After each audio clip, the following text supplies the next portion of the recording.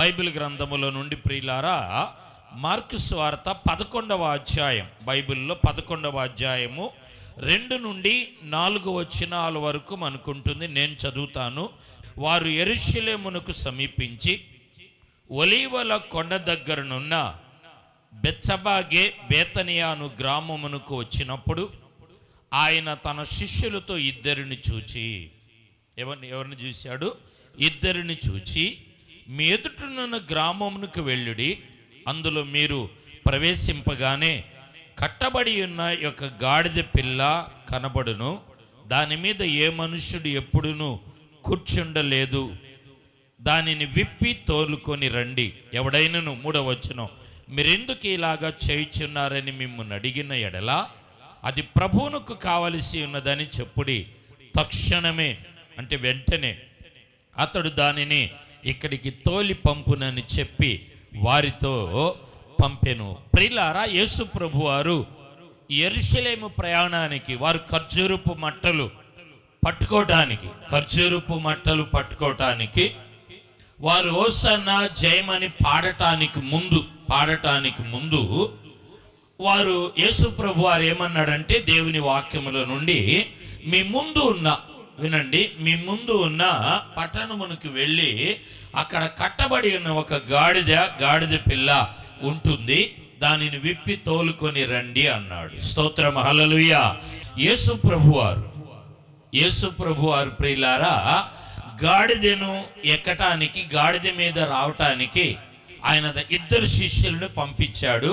అది ఎక్కడ ఉన్నదంటే వీధి బయట కట్టబడి ఉంది, ఇంట్లో కట్టబడలా. వీధి బయట కట్టబడిన గాడిద. ఈ గాడిద ప్రియులారా ఇంట్లో ఉంటే శుభ్రంగా ఉండిద్ది, ఇంట్లో ఉంటే మంచి తిండి ఉంటుంది.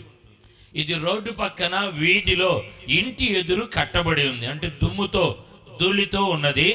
మరొక మాట ఏంటాడు, ఇది కట్టబడి ఉంది. మనం కూడా కట్టబడిన వారం, దుమ్ము ధూళితో నలిగిన వారం. ప్రియులారా, యేసు ప్రభు వారు ఏం చేశాడంటే, ఆయన వధింపబడటానికి ముందు, అప్పగింపబడటానికి ముందు యేసు ప్రభు వారు ఆ గాడిదని ఏం చేశాడంటే కట్లను విప్పి తోలి తీసుకురండి, దాని మీద ఎవరు కూడా ఎక్కలేదు అన్నాడు ఒక మాట. మరొక విషయం ఏమన్నాడంటే ప్రియులారా, గాడిద పిల్ల అన్నాడు. చెప్పండి, ఏమన్నాడండి? గాడిద పిల్ల. అంటే చిన్న పిల్లలు దేనితో సమానం అంటే దేవునితో సమానం. చిన్న పిల్లల యొక్క మనస్సును మీరేమన్నాడంటే కలిగి ఉండండి అన్నాడు. స్తోత్ర. ఈ గాడిద పిల్ల మీద ఎవరు అప్పటికి ఎక్కలేదు. గాడిద ప్రియులారా ఎవరు ఎక్కించుకొని గాడిద యేసు ప్రభు ఎక్కగానే అది మాట వినిద్దా? గాడిద ముందు అలవాటు అవ్వాలి, అది యజమానుని గుర్తుపట్టాలి, అది ఎక్కించుకునే అనుభవం కావాలి. కానీ ఎవరు ఎక్కలేదు. యేసు ప్రభు వారు దాని మీద ఎక్కగానే ఏమైందంటే ఆ గాడిద ప్రియులారా యేసు ప్రభు వారికి లోబడి ఆ గాడిద యేసు ప్రభు వారిని అది ఎక్కించుకున్నది. స్తోత్రం, హల్లెలూయా. అంటే ఈ గాడిదను ఆయన విడిపించాడు, అంటే విడుదలిచ్చాడు యెరూషలేముకి వెళ్ళటానికి. దీన్ని ఏమన్నారంటే బైబిల్లో మట్ల ఆదివారం, అంటే గాడిద మీద ఆయన ఊరేగుతూ వెళ్ళిన వృత్తాంతాన్ని మనము చూస్తాం. ఆయన ఈ గాడిద మీదనే ఎందుకు వెళ్ళాడు అంటే ప్రియులారా, ముందుగానే జకర్యా ప్రవక్త ద్వారా. ఎవరి ద్వారా చెప్పండి? జకర్యా ప్రవక్త ద్వారా. చూడండి, బైబిల్లో 9వ అధ్యాయం, జకర్యా గ్రంథము 9వ అధ్యాయం 9వ వచనాన్ని మనం చదువుకుందామండి. సియోను నివాసులారా బహుగా సంతోషించుడి, యెరూషలేము నివాసులారా నీ రాజు నీతిపరుడును మహిమగలవాడును గాడిదను ఎక్కి మీ యొద్దకు వచ్చుచున్నాడు. దీన్నే ఎక్కడ రాయబడిందంటే మత్తయి సువార్తలో ప్రియులారా 21:4 కూడా చదవండి. ఆ ప్రవక్త వలన చెప్పబడినది, ఇప్పుడు జకర్యా 9:9లో చెప్పబడినది. యేసు ప్రభు వారు జన్మించి ప్రియులారా శిలువ మ్రాను మీదకి ఎక్కటానికి, ప్రవచనాలు నెరవేరటానికి వెళ్ళినప్పుడు ఈ మత్తయి 21:4లో ఏమైందంటే 21:4లో ప్రవక్త వలన చెప్పబడినది నెరవేరును. స్తోత్ర. స్తోత్ర, గట్టిగా స్తోత్రం చెల్లిదా. ప్రవక్త వలన చెప్పబడినది నెరవేరును. ఇప్పుడు ఇవన్నీ మనం చూస్తుంటే బైబిల్ ప్రియులారా చరిత్రాత్మకమైనది, బైబిల్ ప్రియులారా గొప్పది. బైబిల్ రుజువులతో, ఆధారాలతో ఉన్నది. బైబిల్ ఎలా ఉన్నదండి? రుజువులతో, చెప్పండి, ఆధారాలతో ఉన్నది.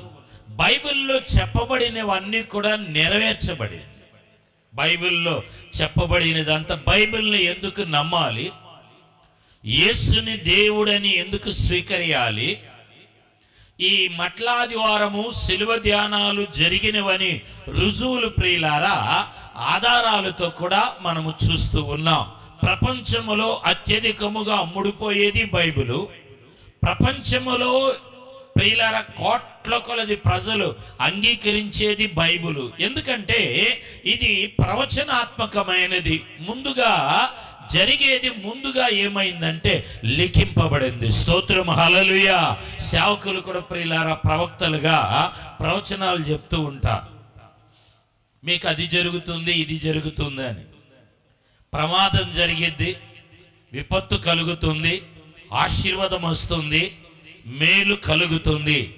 ఏలియా ప్రవక్త వెళ్ళి ప్రవచనం చెప్పాడు, ప్రియులారా నెరవేరింది. దేవుడు తన ప్రవక్తల ద్వారా చెప్పినవన్నీ కూడా ఏమైందంటే నెరవేరింది. సంఘంలో సంఘ సేవకుడు బోధించేది, సంఘ సేవకుడు ప్రవచించేది, సంఘ సేవకుడు చెప్పేది అంతా ఏమైందంటే అది నెరవేర్చబడుతుంది. ప్రవక్త చెప్పినది ఇక్కడ నెరవేరినని మనం చూస్తూ ఉన్నాం. దేవుని వాక్యంలో ప్రియులారా, ఆయన మీకు డౌట్ రావచ్చు ఎవరికైనా, ఏమని? ఆయన గాడిదనే ఎందుకు ఎక్కాడు? యూదా గోత్రపు సింహం కదా, సింహాన్ని ఎక్కొచ్చు కదా, ఆయన మంచి రథమును ఎక్కొచ్చు కదా, ఆయన మంచి గుర్రం మీద స్వారీ చేయొచ్చు కదా అని.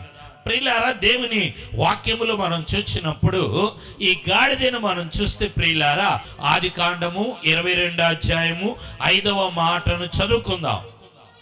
తన పనివారితో మీరు గాడిదతో ఇక్కడనే ఉండండి. చాలు, మీ అందరికీ వాక్యం తెలుసు, వాక్యం బాగా తెలుసు. నేను చెప్పే సందేశం కూడా మీకు తెలుసు. నేనంటాను, అబ్రహాము బలి ఇవ్వటానికి వెళ్ళేటప్పుడు పనివారితో అంటాడు, ఇందాక యేసు ప్రభు వారు ఏమన్నాడు? 2 శిష్యులని పంపించి ఆ గాడిదను తీసుకురమ్మన్నాడు. ఇక్కడ ఆదికాండములో ఏమన్నాడు? మీరు పనివారితో, శిష్యులతో ఇక్కడనే ఉండండి. అంటే పాత నిబంధనలో గాడిద బలికి పనికిరాదు, దేవుని పనికి పనికిరాదు, దేవుని పరిచర్యకి పనికిరాదు. మనం కూడా ప్రియులారా, యేసుక్రీస్తు వారి శిలువ వధ మరణము లేకపోతే పాప క్షమాపణ లేదు, పరలోక రాజ్యానికి మనం పనికిరాం, దేవుని పరిచర్యకి మనం పనికిరాం, దైవ సన్నిధికి మనం పనికిరాం. దేవుని వాక్యములో మనం చూస్తున్నాం కదా, ఆదికాండములో అంటున్నాడు అబ్రహాము గారు, మీరు పనివారితో మీరు గాడిదను ఇక్కడనే ఉండండి. అంటే గాడిద పనికి రానిది ప్రియులారా. ఈ గాడిద ఎవరంటే మనమే. ఈ గాడిద ఎవరమై ఉన్నామండి? మనమే. మన స్వభావాలు, మన ఆలోచనలు, మన క్రియలు, మన ప్రవర్తనలు. గాడిదని ఎవరు స్వీకరించరు, గాడిదని ఎవరు పెంచుకోరు, ఎక్కువగా గాడిదని ఎవరు ఆహ్వానించరు, గాడిదని ఎవరు మహిమకరంగా చూడరు. ప్రియులారా, గాడిద అది పనికిరాని బరువులు మోసేది. గాడిద ప్రియులారా రోడ్ల మీద వీధుల్లో తిరిగిద్ది. అలాగా మీ అపరాధముల చేత, మన అపరాధముల చేత మనము చచ్చిన వారేమై ఉండగా క్రీస్తు యేసుతో కూడా మనల్ని ఏం చేశాడండి? ఆయన బ్రతికించను. ఇందాకేమో ఆ గాడిదని విప్పి తోలుకురండి అన్నాడు. పాత నిబంధనలో అయితే ఆ గాడిదను అక్కడే ఉంచండి, అది తీసుకురావద్దు. మిత్రమా, దేవుని బిడ్డలారా, ఈ ప్రాంతములో ఎక్కడ నుండి దైవ వాక్యాన్ని మీరు వింటూ ఉన్నారో, పనికి రాకుండా తృణీకరింపబడి త్రోయబడి అర్హత లేని నీ జీవితానికి దేవుడు ఏం చేశాడంటే అర్హతను కలిగించాడు. చప్పట్లు గట్టిగా కొట్టి దేవుని నామాన్ని మహింపరుద్దాం.